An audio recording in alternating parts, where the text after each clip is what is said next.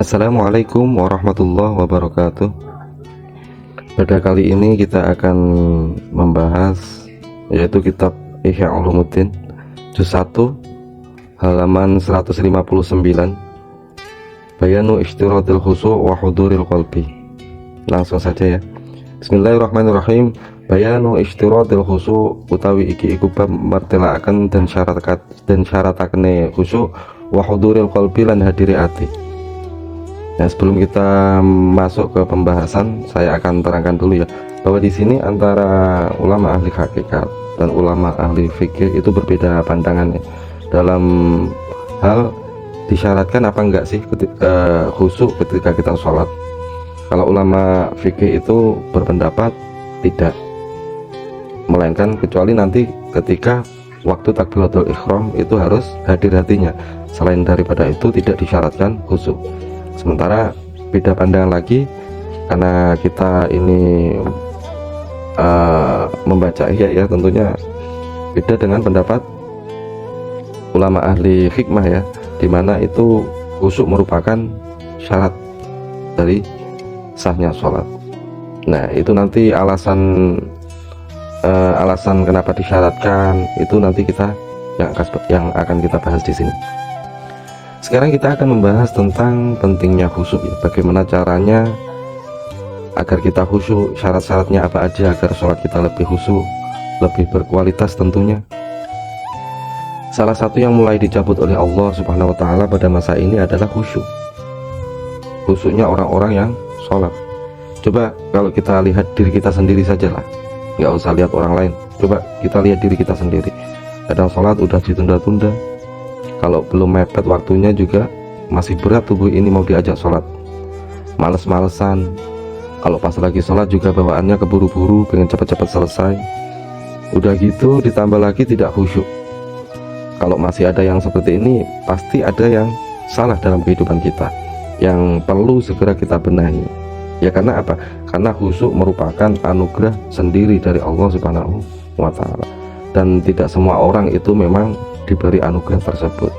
Nah, makanya agar kita termasuk orang yang diberikan kekhusyuan dalam sholat oleh Allah Subhanahu wa Ta'ala, itu bagaimana? Nah, ini yang akan kita bahas nanti ya. Lanjut, di sini Imam Ghazali ya, menyebutkan dalil, yaitu firman Allah Subhanahu wa Ta'ala, aqimis sholah li dzikri, akim merjakno sapa sira, jumenengno sapa sira as-sholata ing sholat, li dzikri krana eling ingsun, dirikanlah sholat untuk mengingatku Allah. Imam Ghazali menerangkan bahwa di situ ada kalimat perintah, yaitu akim. Akim di sini kan kalimat perintah, dirikanlah sholat. Nah, kata perintah di sini menunjukkan makna wajib atas perintah Allah, yaitu berupa sholat agar supaya kita mengingatnya. Lalu Imam Ghazali mengomentari ayat tersebut, faman ghafala fi jami'i sholatihi kaifa yakunu muqiman li sholah li dzikri. Faman mongko utawi sapa-sapane wong ghafala kang lali sapa man fi jami'i sholatihi ing dalem sekabehane sholate wong, kaifa iku kaya apa? Ayo, yakunu ana apa sapa man ana iku muqiman jumenengake li sholati maring sholat li dzikrihi maring eling Gusti Allah. Bagaimana kita bisa dikatakan sholat jika dalam keseluruhan pengerjaannya tidak sedikit pun hati kita mengingat Allah? Ya karena tujuan Allah memerintahkan sholat tadi apa? Yaitu lidzikri, agar supaya mengingatku Allah. Ketika tujuannya itu tidak bisa terpenuhi, ya maka hakikatnya kita juga belum memenuhi perintah Allah, yaitu sholat. Bisa digambarkan seperti ini, kita diperintah atasan kita untuk menyapu, misalkan menyapu tempat kerja misalkan, tolong dong ini disapu karena tempat kerja itu udah kotor misalkan. Nah sebenarnya yang diinginkan atasan itu hanya kita menyapu saja, atau memang sebenarnya bos kita itu pengen tempat kerjanya bersih? Nah, tentunya pengen tempat kerjanya bersih kan. Nah kira-kira kalau kita udah nyapu ini misalkan, tapi masih aja kotor, gimana? Pasti kecewa juga kan atasannya. Begitu juga dengan sholat. Tujuan utama itu nggak cuma sekedar kita jungkat-jungkit, yang mana sholat tersebut hanya sebatas rutinitas saja tanpa ada ruhnya. Dalam ayat lain Imam Ghazali juga menyebutkan ya, ini kelanjutannya, wala takum minal ghafilin, wala takunan ojo ono sapa sira ana iku minal ghafilin, setengah sangke wong kang padha lali kabeh, dan janganlah kamu menjadi orang yang lalai. Lalai merupakan sebuah larangan. Jika kita tidak mengindahkan larangan itu, tentunya kita akan dosa. Imam Ghazali juga menyebutkan sebuah hadis, malam tanhahu sholatuhu anil fakhsya wal munkar lam yazid minallahi illa bu'dan. Man utawi sapa-sapane wong lam tanhahu kang ora nyegah hu ing man apa sholatuhu sholate man ora nyegah anil fakhsya saking perilaku keji wal mungkar lan mungkar lam yazid mongko ora bakal tambah sapa wong minallahi saking Gusti Allah illa bu'dan kejaba tambah adoh. Barang siapa yang sholatnya tidak bisa mencegah dari perkara keji dan mungkar, maka tidak akan tambah apapun orang tersebut, melainkan bertambah jauh dari Allah Subhanahu wa ta'ala. Malah tambah ngeri ini hadisnya, dalilnya. Sholat tambah banyak, maksiat pun juga tambah banyak. Sholat jalan terus, main slotnya jalan terus, judi online juga jalan terus. Semakin banyak orang sholat, malah semakin jauh seseorang terjerumus dan melenceng dari kebenaran. Ya karena bunyi hadisnya itu, barang siapa yang dengan sholatnya tidak bisa mencegah perbuatan keji dan mungkar, maka tidak akan bertambah apapun kecuali malah bertambah jauh, malah melenceng jauh, terus tenggelam jauh kayak gitu. Ini merupakan sebuah ancaman serius ya bagi kita, khususnya menginginkan ridho Allah, untuk selalu memperhatikan sholat. Imam Ghazali lantas mengkomentari hadis di atas, wassalatul ghafil la tamna'u anil fakhsya wal munkar. Kata Imam Ghazali, sedangkan sholatnya orang yang lalai, orang yang tidak khusyuk, itu tidak mencegah perkara keji dan mungkar. Ya pantas, mungkin kita semua tambah sholat semakin kesini nggak tambah apa-apa, melainkan malah tambah jauh dari Allah. Kita juga sholat tapi perilaku maksiat juga jalan terus. Ya mungkin salah satu penyebabnya adalah bahwa kita belum bisa menjiwai sholat kita. Sholat yang kita kerjakan hanya sebatas penggugur kewajiban saja, tidak lebih dari itu. Hanya sekedar rutinitas harian, rutinitas kita tanpa ada makna yang bisa melekat dalam hati kita, sehingga membawa diri kita ke perubahan yang lebih baik. Dalam keterangan selanjutnya, yaitu pada kitab Ihya ini ya, Imam Ghazali juga menyebutkan sebuah hadis Rasulullah SAW, laisa lil 'abdi min sholatihi illa ma aqala minha. Laisa iku ora ana iku lil 'abdi kadhe kawula min sholatihi saking salate abad apa illa ma kejaba perkara aqala kang akal sapa wong minha saking sholat. Tidak ada satupun yang didapat oleh seorang hamba dari sholatnya kecuali apa yang ia pikirkan. Jika seseorang dalam sholatnya cuma bengong mikir ngutang, ya udah, orang tersebut nggak dapat apa-apa dari situ kecuali dapat bengongnya aja. Ya kalau habis sholat bengongnya jadi kenyataan, kalau enggak sebelum sholat nyari kunci misalkan nggak ketemu temu, begitu sholat baru nginjak rakaat kedua, udah keinget tuh di mana kuncinya. Oh rupanya kuncinya ketinggal di warung Mbok Rondo tadi karena tadi keburu-buru pulang ditelepon istri. Ya akhirnya yang dia dapat dari sholat ya cuma kunci yang ketemu. Karena sholat itu perwujudan munajat atau interaksi. Sholat itu perwujudan munajat atau interaksi hamba kepada Allah Subhanahu wa ta'ala. Bagaimana itu bisa dikatakan interaksi jika seseorang itu dalam keadaan kosong pikirannya? Ya nggak ada kata lain kecuali ngigau lah contohnya. Walaupun dia berkata berpuluh-puluh kalimat ya walaupun dia berkata berpuluh-puluh kalimat, nggak akan pernah digubris oleh orang-orang yang mendengarkannya. Ya karena yang keluar dari mulutnya itu merupakan sebuah refleks, dan kata-katanya tidak keluar dari hatinya. Ya misalkan nih si Joko lagi kasmaran, tidur dia ngigau, ngerayu-ngerayu dengan bahasa-bahasa yang puitis, bahasa yang indah. Kebetulan si ceweknya itu dengar ngigaunya. Kira-kira pacarnya itu akan menanggapi serius enggak? Ya boro-boro nanggapin orang tidur. Ketika dia nggak tidur aja terus ngerayu-ngerayu ceweknya, paling dikacangi, minimal dikatain gombal. Ya apalagi posisinya ini dia ngigau. Nah begitu juga ini sholat. ketika dalam sholat kita berdoa inna sholati wa nusuki wa mahyaya wa mamati dan seterusnya, itu sesungguhnya sholatku, hidupku, ibadahku milik engkau ya Allah. Bibirnya ngomong kayak gitu, sementara hatinya malah bertolak belakang. Ya sama aja kayak orang yang ngigau. Nah, merujuk dari nas-nas dalil di atas, maka para ahli ulama hikmah ya menyebut bahwa khusyuk merupakan hal yang wajib ketika kita melakukan sholat. Berbeda dengan ulama syariat, ulama fikih yang tidak memasukkan khusyuk menjadi syarat sah dalam sholat, melainkan para ulama syariat, ulama fikih itu hanya mensyaratkan hadirnya hati ketika takbiratul ihram saja, yaitu ketika lisan kita mengucapkan Allahu Akbar waktu takbiratul ihram itu, kita harus fokus dan berniat melakukan sholat, hati kita harus hadir di situ. Selain daripada itu tidak disyaratkan khusyuk menjadi syarat sah sholat. Ini kalau menurut ahli fikih. Nah, ini merupakan perbedaan besar ya antara ulama syariat dan ulama ahli hakikat. Sekarang misalkan seperti ini ya. Jika ada orang yang bertanya, loh, jika hadirnya hati merupakan syarat sah sholat, dan jika sholat tanpa hadirnya hati itu dihukumi tidak sah atau batal, ini akan bertentangan dengan ijma'nya ulama ahli fikih tentunya, dimana mereka tidak mensyaratkan hadirnya hati kecuali pada waktu takbiratul ihram. Maka jawabannya gimana? Kita menjawabnya, jawabannya yaitu adalah ulama ahli fikih itu hanya menetapkan hukum dohir saja untuk menghukumi segala sesuatu yang bersifat fisik saja. Sebagai contoh, ulama fikih itu hanya membahas seputar gerakan-gerakan badan.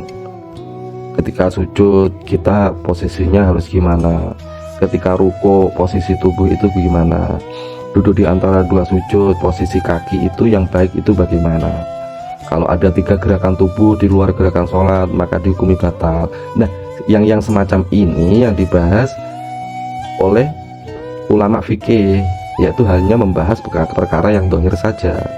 Nah, para ahli fikih tidak pernah membahas hal-hal yang menyangkut hati atau batinia, dan tidak pernah membahas juga hukum-hukum akhirat, melainkan hanya hukum duniawi saja. Karena itu bukan bidangnya ulama fikih, perbedaannya dengan ulama ahli hakikat yang lebih mengedepankan hukum-hukum batiniah dan akhirat, sementara hadirnya hati merupakan sesuatu yang merujuk pada ketetapan akhirat, seperti rasa takut pada Allah. Itu kan arahnya pada aktivitas batiniah, seperti juga mengingat mati dan mengingat akhirat dan sebagainya. Itu juga merupakan sesuatu yang mengarah ke akhirat, dan yang berperan besar di sini merupakan ulama ahli hakikat.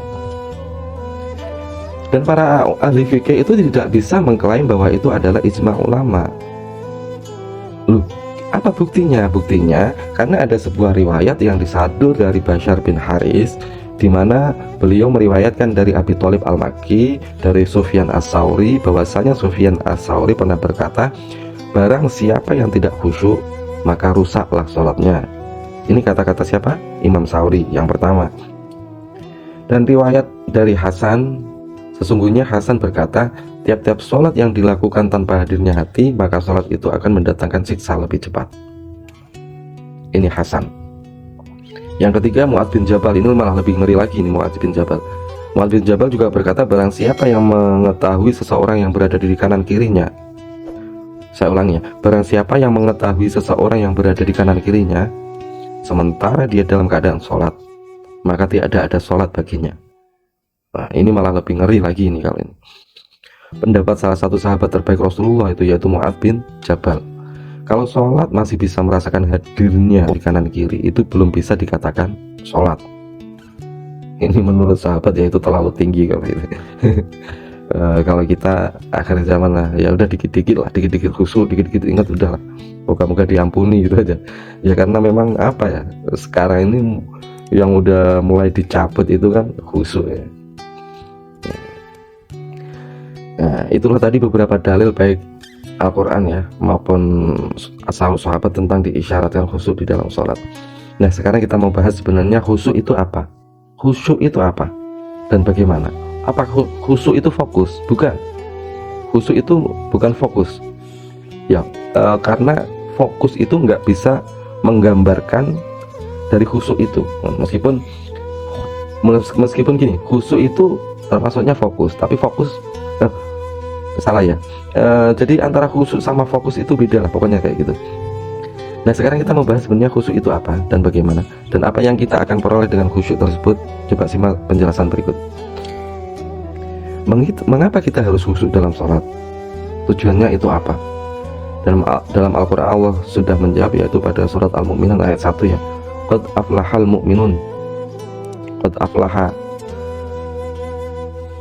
teman-teman bejo kemayangan sapa al-mu'minun, pira-pira wong kang padha iman. Sungguh berbahagialah orang-orang yang beriman. Ini dalilnya khusyuk ya, fungsi dari khusyuk ya. Khusyuk itu untuk apa? Ini dalilnya. Qad aflahal mu'minun, sungguh berbahagia orang-orang yang beriman. Di sini Allah mengawalinya dengan lafal qad, yang kalau dalam sastra Arab biasa kita kenal litakid wa tahqiq. Biasanya kata kerja ya kalau dimasuki qad, maka artinya litakid wa tahqiq, sungguh, artinya itu sungguh. Yang kedua yaitu litahqiq. Litahqiq itu artinya gimana ya? Jaminan kepastian, itu litahqiq. Yang pertama litakid artinya sungguh, qad arti kedua itu jaminan kepastian akan kebenaran berita tersebut. Jadi di sini Allah menegaskan sekaligus menjamin kebenaran bahwasanya orang yang beriman ini betul-betul akan mendapat kebahagiaan dan kesuksesan. Itu orang-orang yang beriman ya. Dalam ayat di atas juga menggunakan isim fa'il al-mu'minun, yaitu al-mu'min. Ini berarti bahwa orang yang keimanannya sudah melekat dan menjadi identitas pada diri orang tersebut. Bedanya jika menggunakan fi'il madhi, misalkan amanah, ini artinya baru sebatas iman, masih standar iman KTP pun ini masuk amanah, yang penting iman deh, udah masuk. Dasar yang menjadi kita beriman yang bersyahadat ini paketnya amanah. Contohnya dalam ayat-ayat ya ayyuhalladzina amanu. Kalau iman itu terus kita asah, terus kita tingkatkan, kita upgrade lagi, bahasanya akan berubah menjadi fi'il mudhari'. Kalau bahasa Inggrisnya present continuous future, yang artinya progresivitas yang berkelanjutan. Alladzina yu'minuna biyaumil akhir. Kalau iman ini dilatih terus-menerus sehingga menjadi sebuah kepribadian yang melekat pada diri seorang. Contohnya ketika yang lain masih santai, kita udah siap-siap nyambut waktu datang yang sholat, kita waktu sholat udah masuk, kita udah standby di masjid tanpa nunggu panggilan, tanpa nunggu obrakan, bahkan mungkin kita yang azan mungkin. Nah, itu keimanan itu ketika diupgrade terus, ditingkatkan terus, kata-katanya berubah menjadi mukminun, jadi isim fa'il, bukan amanah atau yu'minu, bukan, tapi kata-katanya di situ berubah menjadi mukminun menggunakan isim fa'il. Pada ayat di atas yaitu qad aflahal mu'minun, sungguh orang-orang yang beriman itu akan sukses dan bahagia.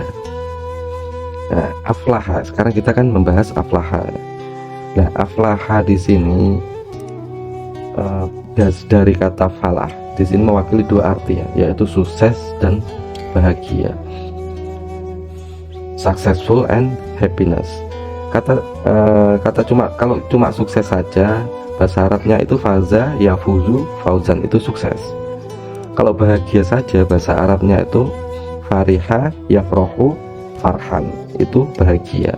Tapi kalau sukses bahagia itu digabung menjadi satu, maka bahasa Arabnya itu menjadi falah. Nah, di sini Allah menggunakan kata falah, maka artinya qad aflahal mu'minun, bahwa di sini menegaskan sekaligus memberi kepastian bahwa orang yang imannya itu sudah menjadi identitas diri akan benar-benar menggapai kebahagiaan, akan benar-benar menggapai kebahagiaan dan kesuksesan. Dan ternyata selama ini kita didikte dengan hukum sosial yang salah. Kok bisa?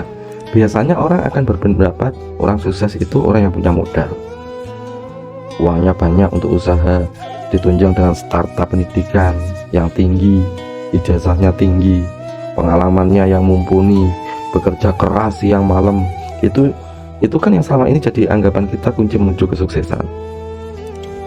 Yaitu mah biar orang-orang kapitalis, orang-orang kafir aja yang ngomong kayak gitu. Kita orang Islam mosok sih harus ngomong kayak gitu. Sementara Allah sudah ngomong, sudah berbicara dalam Al-Quran, qad aflahal mu'minun. Tapi kata Allah, sukses itu syaratnya bukan seperti itu. Syarat sukses dan bahagia menurut Allah itu apa? Yaitu ditegaskan pada ayat berikutnya, alladzina hum fi sholatihim khashi'un, yaitu orang-orang yang khusyuk di dalam sholatnya. Kunci kita sukses dan bahagia versi Allah tidak lain tidak bukan ialah sholat kita khusyuk. Jadi kita flashback ke belakang ya, kenapa kita harus sholat secara khusyuk, apa manfaatnya khusyuk. Itu dalam ayat tersebut Allah menjawab, menegaskan dan menjamin bahwa akan memberi kita kesuksesan dalam ikhtiar karir dan kebahagiaan dalam kehidupan kita. Dan ini yang menjamin bukan saya. Kalau hanya saya bisa kalian bantah, mungkin tidak percaya. Tapi kalau yang menjamin ini Allah dan kalian tidak percaya, maka keimanan kalian yang akan dipertaruhkan. Tawaran ini, kesuksesan dan kebahagiaan ini untuk siapa? Ayat lanjutannya yaitu alladzina hum fi sholatihim khashi'un. Di sini memakai alladzin yang merupakan isim mausul, kata sambung atau konjungsi yang berarti siapa saja tanpa batas. Jadi tawaran ini untuk siapa saja, mau laki-laki kek, mau perempuan, tua, muda, orang desa, orang kota, yang keriting, yang pesek, semua masuk di sini. Di sini letak betapa indahnya sastra Arab ya. Cukup ringkas bahasanya, tapi maknanya begitu luas. Jadi kata-kata Al-Quran itu nggak bertele-tele, tapi maknanya sempit. Justru kebalikannya, dengan bahasa yang lugas, bahasa yang mudah dipahami, tapi makna artinya itu luas. Ini indahnya sastra Al-Quran. Tentunya jika kita paham balaghah ya, atau sastra Arab. Masalahnya sekarang, apakah semua orang yang sholat itu bisa sukses? Kenapa banyak orang udah sekian tahun sholat, ditambah sunatnya, ditambah lagi duhanya, tapi ya ada malah hutangnya nambah. Yang ini katanya pengen sukses kuncinya sholat, banyak orang udah sholat berkali-kali, ditambah lagi duha, mah tambah lagi hutangnya. Lah ini yang salah di mana? Salahnya ini di mana? Ya. Lah salahnya di sini itu pada kata-kata khashi'un ya, yang akan kita bahas sebentar lagi.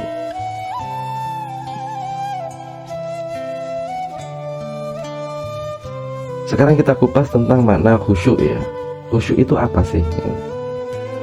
Dalam bahasa Arab khusyuk itu mencakup 3 makna ya. Yang pertama itu khudu.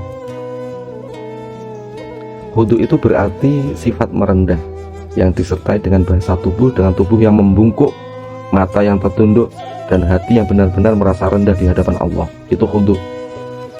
Selainnya kita yang lagi menghadap presiden dengan semua protokol kemiliterannya ya, pasti kita akan grogi juga. Akhirnya merendahkan badan, kita merendahkan diri kita, dan kita mengakui 100% akan rendahnya derajat kita dibanding presiden itu. Itu namanya khudu. Nah ini di dalam sholat juga seperti itu. Khusyuk bermakna khudu, merendahkan diri. Apalagi kalau kita sholat ya, yang kita hadapi adalah raja dari segala raja, yang berkuasa di dunia dan akhirat, yang nasib kita hanya ada di tangannya. Ya pasti kita akan tertunduk, merasa rendah serendah-rendahnya di hadapan Allah Subhanahu wa Ta'ala. Itu namanya khudu. Kita merasa tidak berdaya di hadapannya, kita merasa di hadapannya itu kita merasa takut kalau kita akan mendapatkan siksaannya. Mungkin setidaknya di dalam sholat kita harus memiliki rasa khudu ini. Nah kalau kita selama ini kan tidak. Begitu takbiratul ihram, Allahu Akbar, kita santai-santai saja, malah keinget utang-utang yang 3 hari lagi mau jatuh tempo, yang kaya keinget bisnisnya yang semakin banyak persaingan. Akhirnya karena tidak ada rasa khudu ini, kita tidak bisa memperoleh makna sholat yang sesungguhnya. Sifat khudu harus kita timbulkan dalam hati kita, lebih-lebih ketika kita lagi sujud. Karena pada hakikatnya ketika kita sholat, Allah memaksa kita untuk merendahkan serendah-rendahnya. Bagaimana tidak? kepala yang merupakan identitas kehormatan seseorang diperintahkan oleh Allah untuk menunduk senunduk-nunduknya, bahkan sampai nempel ke bumi yang sebagai pijakan kaki kita. Coba kalau nggak percaya, tiba-tiba kalau kita dijitak sama anak-anaknya, kepala kita dijitak, kira-kira darah tingginya kumat nggak? Ya karena kepala itu merupakan simbol kehormatan seseorang. Maka ada istilah kepala negara, kepala daerah. Itu merupakan bukti ya bahwa kepala itu simbol akan kehormatan kita. Dan ketika kita sholat, kita itu dipaksa meletakkan sesuatu yang kita anggap berharga untuk menunduk sampai nempel di bumi, yang notabene itu ada pijakan kaki kita. Nah, jika kita sudah bisa menjiwai akan esensi dari sujud ini, maka semakin lama kita akan terhindar dari sifat sombong, keras kepala. Selama ini kan kita masih sombong karena berarti kita belum bisa membumikan sholat dalam hati kita. Sholat belum bisa menjadi warna dalam kehidupan kita. Sifat khudu ini bisa kita munculkan dalam diri kita dengan kita mengingat akan banyaknya dosa kita, membayangkan akan kematian sudah di hadapan kita. Dan ini merupakan kesempatan sholat kita yang terakhir mungkin. Nah, itu sifat rendah hati sebagai seorang hamba itu akan muncul. Nah, ketika itu sudah muncul, maka itu akan mendorong kita untuk khusyuk dalam sholat. Itu yang pertama. Arti khusyuk yang kedua adalah azillu. Azillu di sini artinya menghinakan diri atau merasa dirinya itu diri kita itu hina di hadapan Zat yang maha sempurna keistimewaannya. Kalau yang pertama tadi khudu, itu merasa diri kita rendah, kita tidak kuasa atas nasib kita. Kalau sekarang azillu berarti kita merasa hina. Diri kita bukan lain hanyalah gumpalan daging yang tercipta dari air yang menjijikkan. Kita merasa hina karena kita yang notabene hanya seorang hamba, tapi perilaku kita masih banyak yang menyimpang, masih sering berbuat dosa. Dan sekarang kita lagi menghadap Allah yang maha sempurna, maha baik, maha kasih sayang, maha suci, maha adil. Seandainya Allah memilih untuk menjadi zat yang jahat pun sah-sah saja. Ya karena dunia ini milik Allah, kita milik Allah. Allah mau milih dia sebagai karakter yang jahat, itu wajar-wajar saja, sah-sah saja. Tapi ini tidak. Justru Allah memilih untuk bersifat Ghafur, maha mengampuni. Allah yang maha dikdaya, Allah yang maha dikdaya saja memproklamirkan dirinya sebagai Asyakur, yang maha berterima kasih atau banyak membalas kebaikan artinya. Tapi kita selaku hamba justru kita masih menyimpan hati yang busuk, hati yang tidak mudah memaafkan, hati yang sulit untuk berterima kasih. Kita jatuh sejatuh-jatuhnya ketika ini dalam sebuah rasa bersalah, rasa benar-benar hina di hadapannya. Dan dari situ kita akan malu ketika menghadap Allah ketika kita sedang sholat. Dan timbul harap belas kasihan kepada Allah. Perasaan ini terus merasuk terus ke dalam hati kita, seraya kita mengingat Allah. Dialah Allah maha pengasih kepada hamba-hambanya. Dialah yang senantiasa membuka pintu tobat di malam hari, menunggu ketika hamba melakukan dosa di siang harinya. Dialah yang menunggu tobatnya seorang hamba di siang hari ketika di malam hari hambanya berlaku maksiat.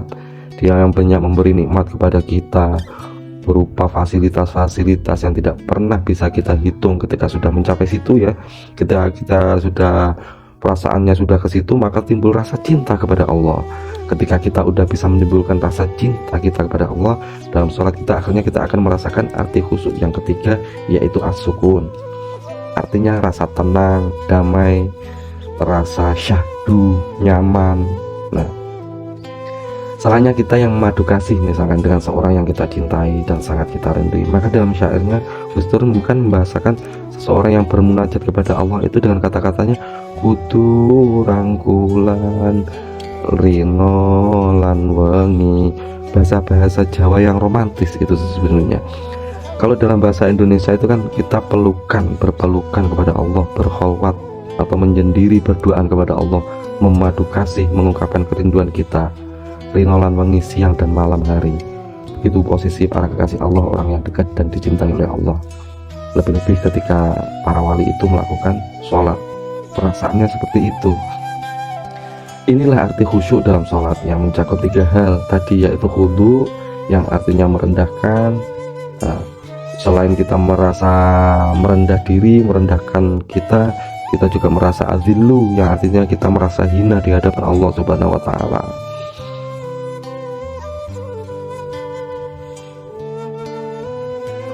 Yang ketiga yaitu as-sukun, artinya kita anteng, tenang, yang kalau kita padukan yaitu sifat merendahkan diri dari hamba dan menghinakan diri di hadapan Allah, sehingga melahirkan sebuah ketenangan dan ketentraman di dalam jiwa. Inilah yang dinamakan khusyuk.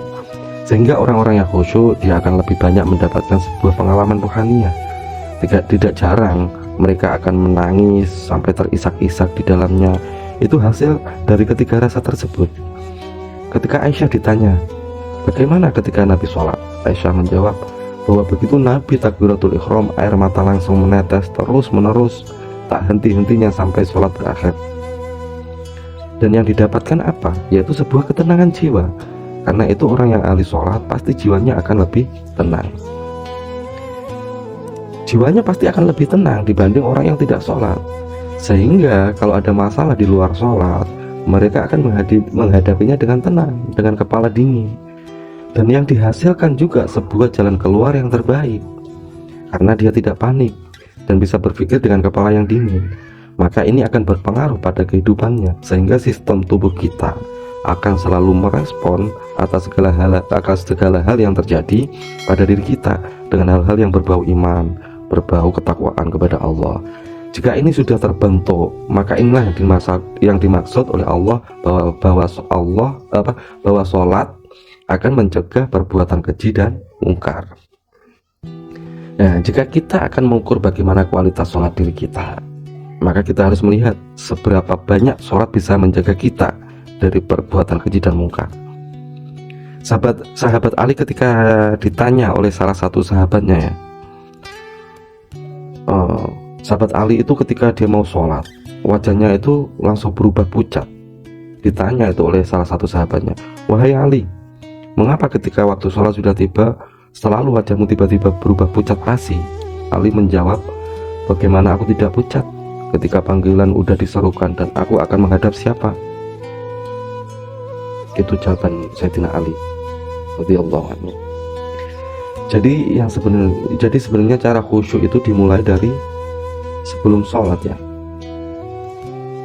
Yang pertama yang bisa kita lakukan adalah lebih banyak mengingat mati dan mengingat akan panjang dan susahnya perjalanan akhirat. Dalam hal ini Nabi Muhammad SAW berpesan, "Shollu sholatan muwadda'an." Shollu sholatan sapa sira kabeh, sholatan kawang salat muwadda'an, salat perpisahan. Sholatlah kamu layaknya sholat perpisahan. Dalam Al-Quran juga disebutkan, wasta'inu bis-sabri was-shalah wa innaha lakabiratun illa 'alal khashi'in alladzina yadhunnuna annahum mulaqu rabbihim wa annahum ilaihi raji'un. Wasta'inu lan padha njaluk tolong sapa sira kabeh, njaluk tolong bis-sabri kelawan sabar, was-sholati lan kelawan salat. Wa innaha lan sak temene salat iku lakabiratun yakti abot illa 'alal khashi'in, kejaba ing atase pira-pira wong kang khusyuk, yaiku alladzina ya wong akeh yang dzununa kang padha nyangka sapa alladzin annahum sak temene alladzin iku mulaku bakal ketemu sapa alladzin mulaku rabbihim bakal nemoni pangerane alladzin wa annahum lan sak temene alladzin ilaihi maring rabbihim iku raji'un padha balik kabeh. Artinya mintalah pertolongan kamu sekalian dengan sabar dan sholat. Sesungguhnya sholat akan terasa berat kecuali bagi orang-orang yang khusyuk. Orang yang khusyuk itu seperti apa? Kata Allah, yaitu orang-orang yang mengira akan bertemu Tuhannya dan sesungguhnya mereka akan kembali kepada Tuhannya.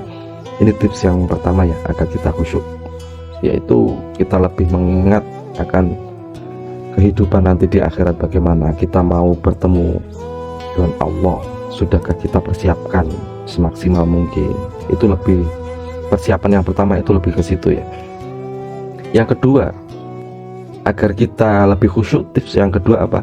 yaitu sambutlah datangnya waktu sholat dengan sebaik mungkin, yaitu dengan membersihkan diri kita dengan wudhu maupun mandi mungkin jika diperlukan, dengan memakai pakaian yang terbaik juga, karena firman Allah, ya bani adam khudzu zinatakum 'inda kulli masjidin wa kulu washrabu wa la tusrifu innahu la yuhibbul musrifin.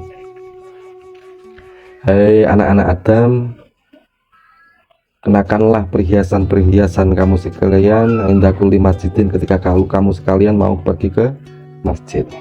Nah, ini menyambut datangnya sholat, waktu sholat itu kita sambut, itu berarti kita menunggu-nunggu masuknya waktu sholat. Ini berbeda halnya dengan orang yang sholat menunggu diobrak dulu. Beda. Kita menunggu waktu datang sholat. Wah, ini udah jam berapa ya? Ini udah masuk sholat belum ya? Kurang berapa menit lagi ya? Ini beda sama orang yang lalai, yang ketika orang sholat, ketika orang itu mau sholat, ketika udah diobrak, udah azan baru dia teringat sholat. Boro-boro itu masih mending, udah azan ingat sholat langsung menuju ke mushola jamaah, itu masih mending. Kalau dia sholatnya sampai diakhirkan, sholatnya seenaknya saja, ya akan susah bagi dia untuk khusyuk gitu.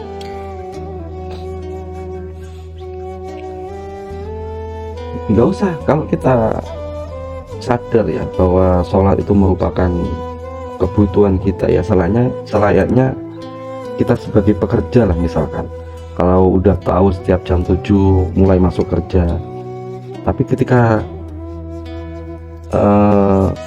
kerja kita selalu nunggu diobrak dulu baru kerja, kira-kira yang seperti ini termasuk pekerja yang baik enggak? Nah, beda halnya kalau kita nggak perlu diobrak, bahkan mempersiapkan dulu sebelum waktu kerja, sehingga ketika kerja sudah mulai kita udah standby. Dan hal seperti ini juga akan diperhitungkan oleh Allah Subhanahu wa Ta'ala. Karena ada kisah seorang wali ya, yang dilihat itu ibadahnya pas-pasan, ibadahnya itu biasa-biasa aja, tapi dia punya makom atau kedudukan yang tinggi di sisi Allah.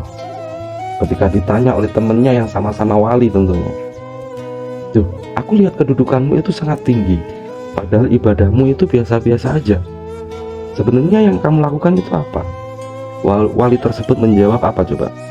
Aku itu malu sama Allah ketika aku sadar bahwa sholat adalah kewajibanku, sementara ketika aku sholat harus nunggu dipanggil dan diingatkan. Akhirnya wali itu selalu berangkat ke masjid sebelum azan dikumandangkan. Sahabat yang diridhoi Allah, perlu ditegaskan perlu ditegaskan di sini ya, khusyuk merupakan sebuah anugerah dari Allah, dan Allah mengasih anugerah tersebut kepada siapa saja yang Ia kehendaki. Maka dari itu perlu dibangun sebuah perasaan kedekatan dalam hati kita pada Allah Subhanahu wa Ta'ala, agar supaya apa? Agar supaya kita pantas mendapatkan anugerah tersebut. Ya, salah satunya kita punya rasa malu, punya rasa sungkan dan takut kepada Allah Subhanahu wa Ta'ala. Selain itu, kita harus ingat prinsip-prinsip syariat Islam, bahwa pada setiap suatu ibadah ada syariat yang udah mengaturnya. Dan jika kita sudah mengetahui prosedur pelaksanaan ibadah tersebut, berarti kita udah punya ilmu. Bener kan? Setiap ibadah kan ada prosedurnya. Bagaimana kita bisa melakukan prosedur tersebut? Berarti kita harus punya ilmu. Dan harus kita ketahui, kita ingat betul-betul bahwa ilmu saja belum cukup, karena di atas ilmu masih ada adab. Salah satu adab kita ketika kita mau melakukan sholat telah disebutkan tadi di atas, ya bani Adam khudzu zinatakum 'inda kulli masjidin.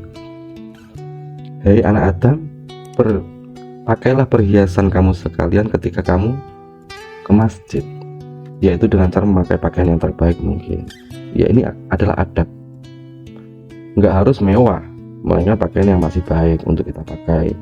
Suci juga pakaiannya. Pakaian tersebut juga didapatkan dengan cara-cara yang baik pula. Kadang kita kalau menyangkut masalah-masalah duniawi aja, otak kita cerdas. Misalkan mau ketemu pejabat, mau ketemu atasan, mau ketemu pacar, kita aja mempersiapkan dengan sedemikian detailnya. Mulai pakaian yang harus licin, minyak wangi yang gak ketinggalan. Apalagi kalau perempuan, 1 jam kadang gak cukup untuk mempercantik penampilannya. Nah ini, kita mau sholat, yang akan kita hadapi merupakan sang raja dunia akhirat, di mana nasib kita, entah kita itu celaka atau beruntung, ada di tangannya. Giliran mau sholat kita gak encer, tapi kadang pakai kaos, pakai celana panjang, yang lagi kerja pakai pakaian kerja tanpa tutup kepala. Ya ini kan kurang adabnya. Ingat, di atas ilmu masih ada adab. Ya kalau boleh kita ngomong ya memang secara hukum fikih, apalagi untuk laki-laki asal itu bisa menutupi ma baina surah wa rukbah, antara pusar sama betis itu udah tertutupi, aurat kita udah tertutupi, itu sah. Yang kayak kerja di pom, di kantor, yang ngojek, ojol itu pakai pakaian kerja juga sah. Tapi apakah kita berpikir untuk menghadapi makhluk aja gara-gara punya jabatan, kita aja terlihat bersih dan rapi, wangi? Kenapa ketika kita mau menghadap Allah justru malah kita seenaknya saja gitu. Ya meskipun itu sah, saya nggak mengatakan itu tidak sah, itu sah, itu udah sesuai ilmunya. Tapi di atas ilmu ada adab gitu. Ya setidaknya kita bawa pakaian yang khusus lah untuk sholat. Ketika kita kerja misalkan, yang NO ya bawa peci sama sarung, taruh di jok, kenapa susahnya? Kalau yang Muhammadiyah bawa gamisnya yang 3/4, bawa kopiah. Itu nanti kalau misalkan udah mau sholat, pakaian kerjanya dilepas, diganti. Mungkin celananya kotor, diganti pakai sarung, kan bisa gitu. Setidaknya ada adab lah. Itu yang rahasia yang kedua ya. Yang ketiga, tips agar sholat khusyuk itu sempurnakan wudhunya, baik itu basuhan-basuhan sunatnya maupun bacaan-bacaannya. Karena sejatinya selain untuk menghilangkan kotoran badan, kita juga akan meruntuhkan kotoran-kotoran dosa kita. Rasulullah SAW bersabda, "Man tawaddu'a fa ahsanal wudu' wa shalla rak'ataini lam yuhaddats nafsahu fihi ma bi syai'in minad dunya kharaja min dhunubihi ka yaumi waladathu ummuhu."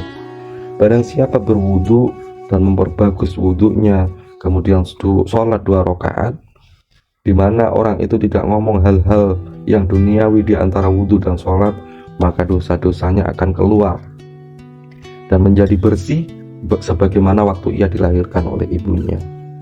Ini pentingnya menyempurnakan wudu ya. Sunatnya dilakui, basuhan-basuhan sunatnya dilakui sampai 3 kali, sampai merata 3 kali. Itu sunatnya juga dilakukan. Dan tentunya doa-doanya wudu, doa ketika membasuh muka, membasuh tangan, itu bagaimana doanya, itu juga kita baca. Perlu diketahui ya bahwasanya yang menyebabkan hilangnya manisnya ibadah kita itu salah satunya adalah perilaku dosa kita. Semakin dosa kita banyak, semakin kita kehilangan rasa manis pada ibadah kita. Itu inti ya, istilahnya teorinya seperti itu. Orang yang merasa lezat, merasa manisnya ibadah itu merasa rasanya itu nyaman, itu orang yang bukan tidak berdosa ya sebenarnya. Dia punya dosa tapi dosanya nggak banyak gitu. Tapi kalau semakin dosanya banyak, semakin kita melakukan dosa terus, rasa manis, kelezatan dalam ibadah itu akan dicabut oleh Allah Subhanahu wa Ta'ala. Di sini wudhu merupakan penghilang dari dosa, nggak cuma menghilangkan hadas dan najis, tapi secara esensi wudhu itu juga menghilangkan dosa, termasuk menyempurnakan. Maka wudhu itu harus sempurna. Termasuk menyempurnakan wudhu yaitu mengerjakan sunnah-sunnah wudhu, baik itu basuhan-basuhan sunat, dan juga yang sering terlupakan oleh kita yaitu berdoa sesuai yang diajarkan Rasulullah. Di setiap basuhan wudhu kita antara lain doa-doa, membaca basmalah ketika mau berwudhu sesuai hadis Rasulullah, la wudhu'a liman lam yusamma Allah Ta'ala. Tidak ada wudhu yang sempurna bagi orang-orang yang tidak menyebutkan bismillah. Kemudian membasuh wajah sambil niat wudhu. Hadis itu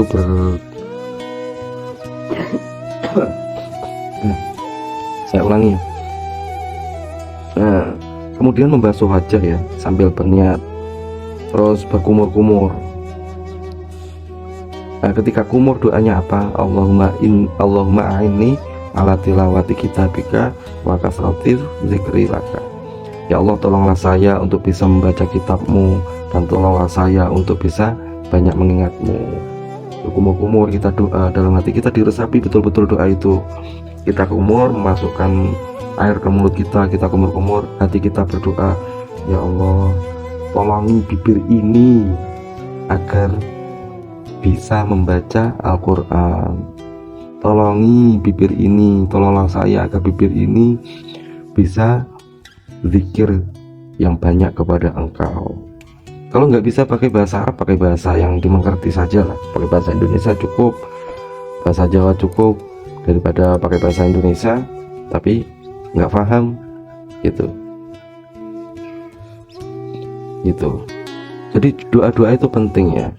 Kita kumur tadi doanya gimana? Ya Allah, Allahumma a'inni ala tilawati kitabik. Ya Allah, tolonglah saya untuk bisa membaca kitabmu, wa kasratil zikri laka, dan tolonglah saya untuk bisa banyak mengingatmu. Jangan-jangan orang yang nggak pernah baca Al-Quran, nggak pernah doa itu ketika wudhu tidak mengamalkan doa ini. Coba ini diamalkan, insya Allah akan terjadi perubahan dahsyat dalam hidup kita. Karena apa? Logikanya seperti ini. Karena yang kita ucapkan berkali-kali itu otomatis akan merasuk ke dalam alam bawah sadar kita. Kita wudhu satu hari 5 kali misalkan, dan tiap wudhu kita mengingat doa itu misalkan, otomatis itu kata-kata zikir, kata-kata membaca Al-Quran itu akan merasuk dalam jiwa kita, terus mengalir di alam bawah sadar kita gitu. Ketika itu sudah terjadi, maka semakin lama akan terbentuk watak atau karakter kita gitu. Misalkan seperti ini, coba kalau dalam sehari kita wudhu 5 kali ya, berdoa, ya Allah, tolongi saya agar bisa membaca Quran sehari 5 kali juga, dan itu dilakukan tiap hari selama bertahun-tahun, maka akan banyak kesempatan bagi kita untuk suka membaca Al-Quran. Logikanya kayak anak kecil misalkan, ketika belum bisa diajak komunikasi, lihat apa aja maunya dimakan. Ada ulat dimakan, lihat kodok pun dipegang, gak jijik dia. Tapi ketika kita terus ngasih tahu dia, ya, awas jijik, awas jijik, awas jijik. Ketika dia melihat ini mau memegang ini, awas jijik, awas jijik. Lama-lama ketika udah besar, dia lihat kodok udah jijik. Begitu juga anak-anak kalau waktu kecil itu ditakut-takutin kecoa. Coba, ketika ada kecoa ditakut-takutin, maka ketika besar dia fobianya minta ampun sama kecoa. Ya ini karena apa? Karena kata-kata dari orang tua yang diulang-ulang akhirnya menjadi sebuah karakter. Itu saja si anak tersebut hanya pasif mendengarkan. Terlebih ketika kita wudhu, udah kita ucapkan sendiri, kita dengar sendiri, dan diulang-ulang terus 5 kali sehari, bahkan mungkin lebih. Itu kan akan merasuk, doa-doa itu akan merasuk ke alam bawah sadar kita dan akan mengkarakter. Maka jangan sepelekan doa ini, walaupun sunnah, tapi dampaknya akan dahsyat. Nah, pantangannya sebenarnya, saya kan udah tua, mau hafalin doa-doa susah. Gak usah pakai bahasa Arab doanya, doa aja pakai bahasa Indonesia, pakai bahasa Jawa, gak apa-apa. Itu ya, diingat-ingat ya, doanya gimana? Ya Allah, tolonglah saya untuk bisa membaca Quran dan bisa banyak berzikir kepadamu. Itu doa ketika mau berkumur-kumur. Daripada kayak bio ngomong tapi nggak paham, toh Allah juga paham semua bahasa kan. Itu. Lanjut yang berikutnya ya. Setelah kumur-kumur, selanjutnya yaitu istinsyak ya. Salah satu sunat wudhu yaitu ngisap ya, menghisap air ke hidung, yaitu memasukkan air ke dalam hidung lalu mengeluarkannya lagi. Ketika memasukkan air ke hidung itu lantas kita berdoa, Allahumma aujidli raihatal jannah wa anta anni radin. Ya Allah, temukanlah untukku wewangian surgawi, sedangkan engkau ridho kepadaku. Dan ketika mengeluarkan air dari hidung, doa lagi, Allahumma inni a'udzubika min rawaihin nar wa Minta maaf ya, saya batuk. Allahumma inni a'udzubika min rawaihin nar wa su'id dar. Ya Allah, lindungi saya dari aroma busuk neraka dan dari buruknya rumah di akhirat. Dan doa-doa yang lain harus kita amalkan juga.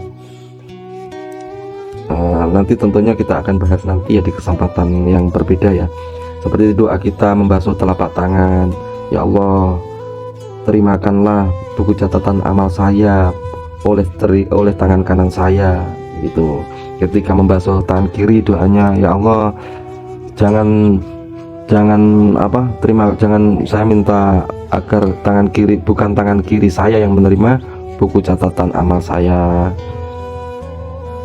Begitu juga kita ketika kita membasuh kaki kanan, berdoa meminta agar kakinya bisa tegak ketika melewati sirat. Dan kita membasuh kaki kiri, kita meminta kepada Allah, minta perlindungan agar kaki kita tidak terleset ketika melewati titian Shirathul Mustaqim. Ini doa yang sering kita sepelekan, padahal kalau kita amalkan secara istiqomah, tiap wudhu kita doa 5 kali sehari dalam beberapa minggu nih, saya itu sudah bisa melekat dari hati kita untuk selalu ingat akhirat, selalu ingat kematian, dan ingat Allah pastinya. Mengingat kematian merupakan faktor utama agar kita bisa khusyuk dalam sholat, kan ada kaitannya akhirnya. Wudhu yang sempurna, wudhu yang juga doa-doanya juga dilaksanakan dengan doa itu yang diulang-ulang, akhirnya bisa mengkarakter kita lebih banyak mengingat mati, lebih banyak mengingat Allah. Nah, dengan itu akan terjadi sebuah khusyuk ketika kita melakukan sholat. Langkah selanjutnya yaitu untuk selalu angan-angan atau mentadabburi dari ucapan-ucapan sholat. Di sini kita dituntun untuk paham ya setiap lafal-lafal yang kita ucapkan dalam sholat, karena dengan memahami makna lafal-lafal tersebut, perasaan seperti khudu, merendah, dan menghinakan diri tadi akan muncul berbarengan dengan kita mengucapkan doa-doa sholat. Sebisa mungkin kita tahu artinya itu agar supaya sholat kita itu lebih khusyuk. Ya demikian saja yang saya sampaikan ya untuk membahas masalah khusyuk ini. Kita sambung lain waktu. Wassalamualaikum warahmatullahi wabarakatuh.